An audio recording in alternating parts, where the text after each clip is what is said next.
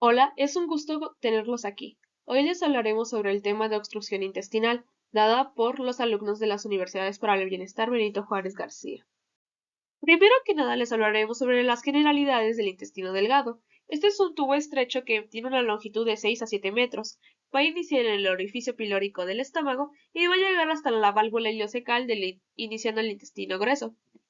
Se va a dividir en tres porciones principalmente: el duodeno, la primera porción, que va a tener una longitud de 25 centímetros, el yeyuno de 2.5 metros y la última va a ser el ilion con 3.5 metros de longitud.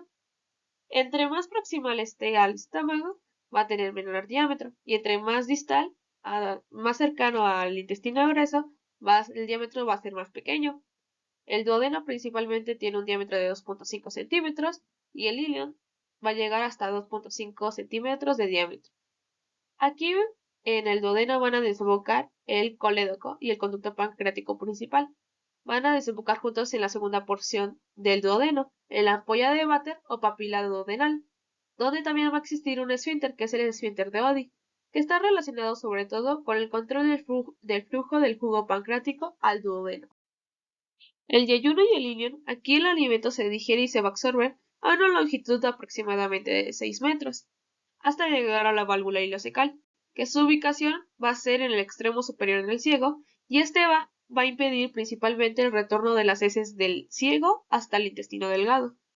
Las funciones fisiológicas del intestino delgado va a ser digerir los alimentos y absorber los nutrientes.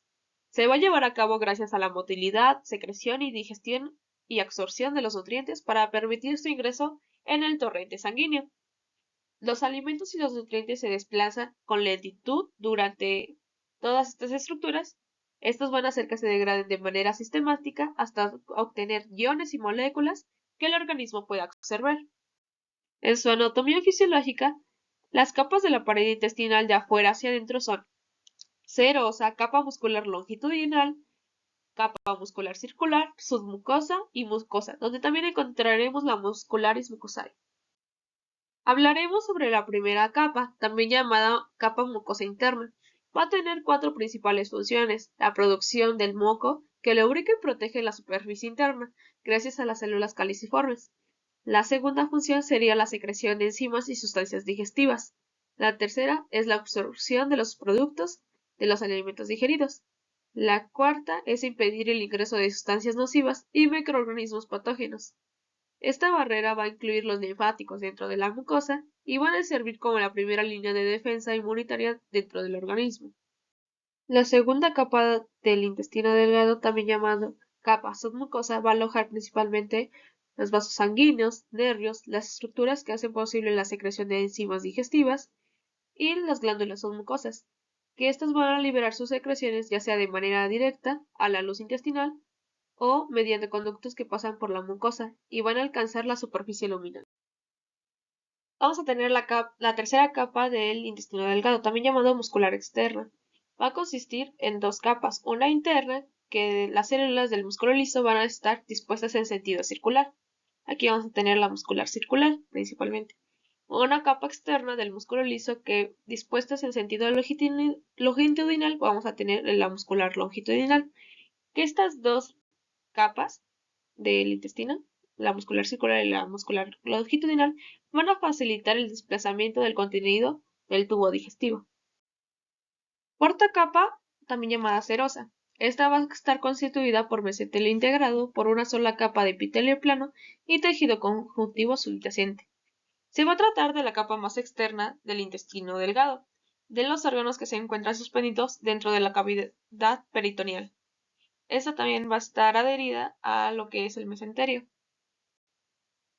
El duodeno va a tener una forma de ser respectivamente con una longitud de 25 centímetros. Va a comenzar en el orificio pilórico donde termina el estómago y va a terminar hasta el ángulo de Trace, que va a unir al yeyuno respectivamente. Va a tener cuatro porciones.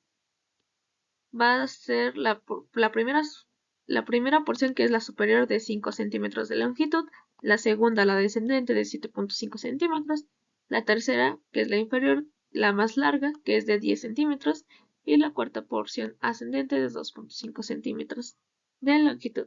El Si dicen cuál es la más larga, pues la tercera, y la más corta, la cuarta. En sus relaciones peritoneales, vamos a tener que el duodeno es un órgano retroperitoneal secundario. ¿Secundario por qué? Porque embriológicamente estaba el duodeno en la parte intraperitoneal, pero después fue rotando hasta que llegó al retroperitoneal. Y es por eso que es retroperitoneal secundario, con la extensión de los primeros 2.5 centímetros del duodeno de la primera porción, la mitad de la primera porción superior. Esto debido a que está unido al estómago por una curva menor y una curva mayor. La curva menor va a estar unido con el intestino delgado por medio del aumento menor. Es por eso que es intraperitoneal. Les hablaré sobre las porciones del duodeno. En la primera porción superior, o también llamada ampolla o bulbo duodenal, en su extensión va a ser desde el orificio del píloro hasta el cuello de la vesícula biliar. Sabemos que la vesícula tiene un fondo, un cuerpo y un cuello, que es este. Este va a ser el límite de la parte superior del duodeno. La localización va a ser a la derecha de la línea media y a nivel del cuerpo a partir de la vértebra L1. En sus relaciones posteriores vamos a tener la vena puerta,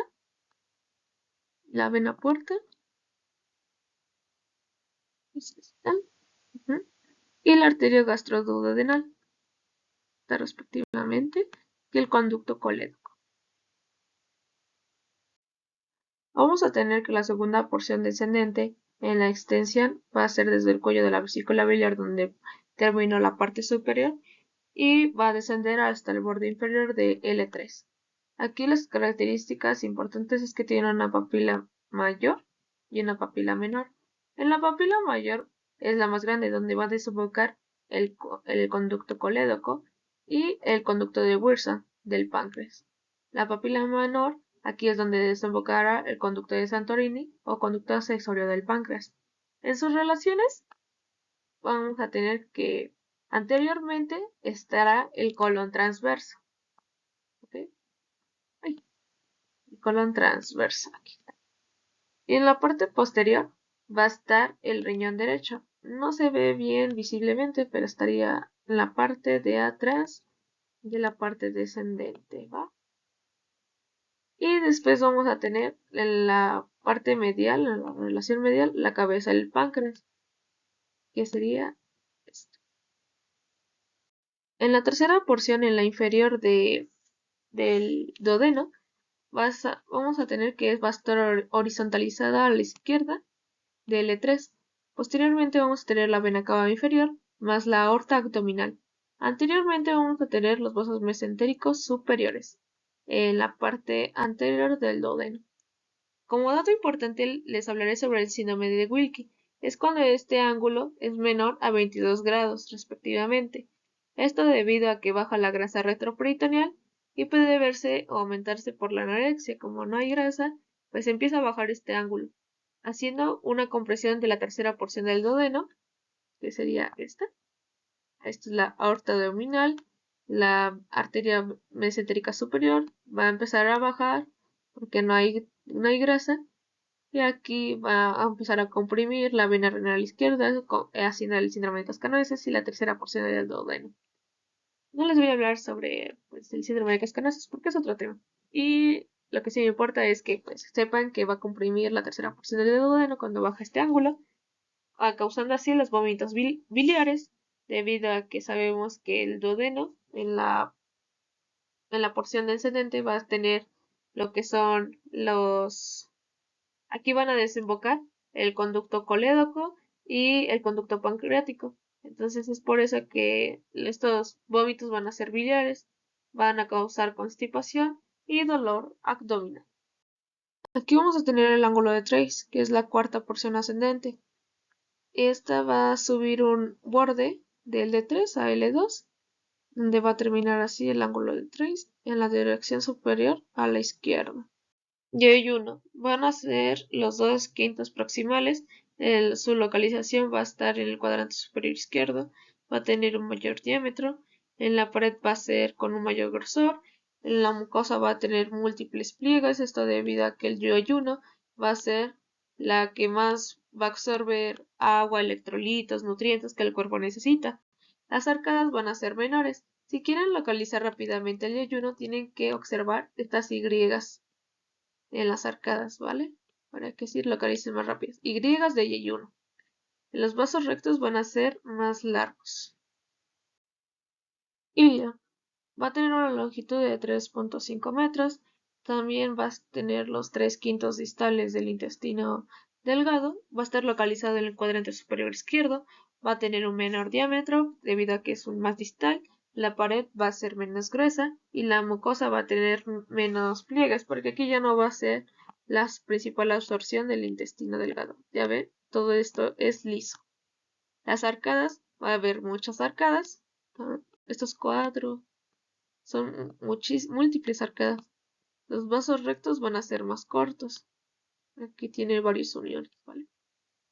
Mesenterio va a ser una capa de doble peritoneo que circunda un segmento o a toda la víscera abdominal y la va a fijar a la pared abdominal. Va a contener principalmente los vasos sanguíneos, los nervios, los vasos linfáticos que se distribuyen en la pared intestinal. El epiplio mayor este va a contener cierta cantidad de grasa, que puede volverse importante en algunas personas con obesidad. Va a tener también una gran movilidad y se va a desplazar en torno a la cavidad peritoneal con los movimientos peristálticos de los intestinos. También va a proteger a los órganos abdominales de lesiones y genera así un aislamiento, lo cual evita la pérdida del calor corporal ante cualquier traumatismo o lesión. El aparato gastrointestinal tiene su propio sistema de control nervioso, llamado sistema nervioso entérico. Este va a estar formado por dos plexos muy importantes, que es el plexo de Auerbach o mesenterico, el plexo de Meissner o submucoso, que el plexo de Auerbach va a estar, es muy importante en los movimientos gastrointestinales. El plexo de Meissner y submucosa van a estar principalmente por la secreción intestinal y el flujo sanguíneo local. Aunque el sistema entérico puede funcionar por sí solo, el sistema nervioso simpático y parasimpático pueden activar o inhibir las funciones gastrointestinales. Simpático inhibe principalmente y el parasimpático activa. El plexo submucoso de Meissner va a estar, es el más interno, se va a ubicar entre las capas mucosa y circular, mientras que el plexo meentérico de Auerbach es el más externo y se va a ubicar entre las capas longitudinal y circular respectivamente. La inervación simpática va a derivar de los nervios que distribuyen entre la médula espinal y los ganglios prevertebrales y entre los ganglios y el intestino. La estimulación del sistema nervioso simpático es en gran medida inhibidora, por lo cual reduce la motilidad intestinal y la actividad secretora. La inervación parasimpática llega de forma predominante a través del nervio vago, mientras que las neuronas postganglionares se ubican de manera primordial en los plexos mientéricos y submucosa. Y la estimulación de los nervios parasimpáticos produce un aumento general tanto en la motilidad como en la actividad secretora del intestino. El músculo liso gastrointestinal se excita por la actividad eléctrica intrínseca y lenta, y casi continua que viaja por la membrana muscular. Esta actividad posee dos tipos de ondas eléctricas. La primera que son las ondas lentas y la segunda las potenciales en espiga.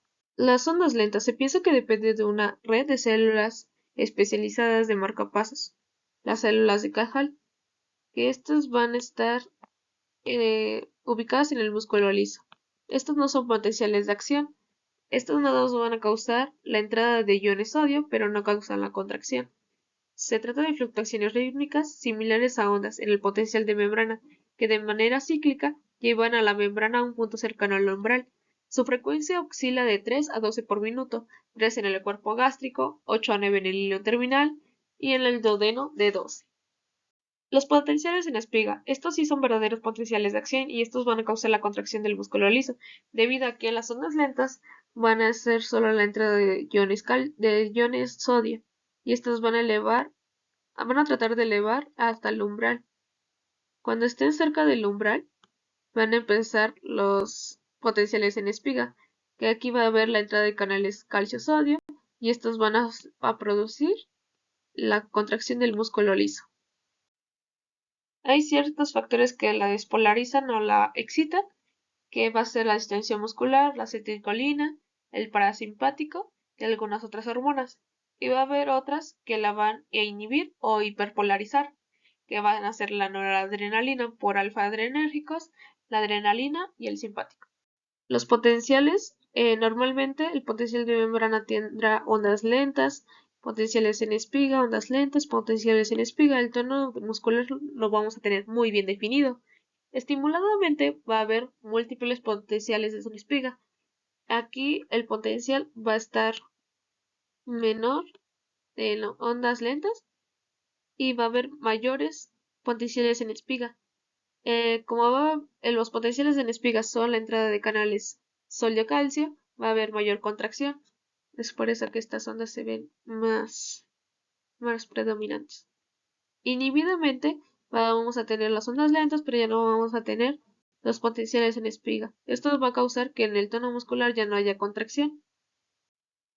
Vamos a ver las hormonas y su lugar de secreción. La gastrina va a estar dada en las células G del antro, del duodeno y el yeyuno.